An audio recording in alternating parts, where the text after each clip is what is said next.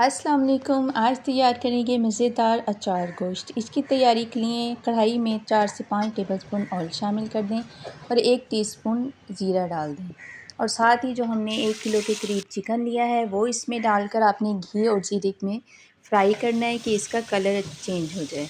Chicken को घी में fry करने से बहुत ज़बरदस्त जायका होता है। जब तक चिकन फ्राई होता है हम मसाला ग्राइंड कर लेते हैं। 2 से 3 अदद प्याज कट कर लिए और ये 2 मैंने टमाटर लिए हैं जो कि फ्रीज़ हुए हुए। इसका छिलका मैं उतार कर फिर इसे कट कर लूँगी और इसे एक ब्लेंडर में डालकर इसका पेस्ट तैयार कर लेंगे।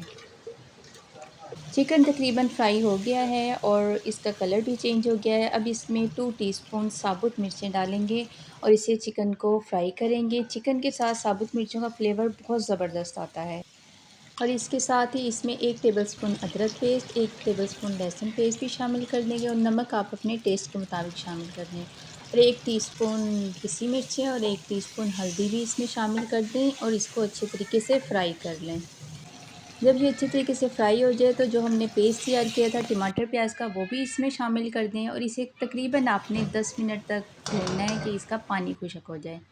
जब पानी खुश्क हो जाए तो ये हमारा ज़बरदस्त सा अचार गोश्त मसाला जो होममेड है मैंने तैयार किया था, इसकी रेसिपी मैं आपको दे चुकी हूँ। या आपने 2 टीस्पून इसमें शामिल करना है और इसके साथ ही आपने हाफ़ कप इसमें दही भी ऐड कर देना है।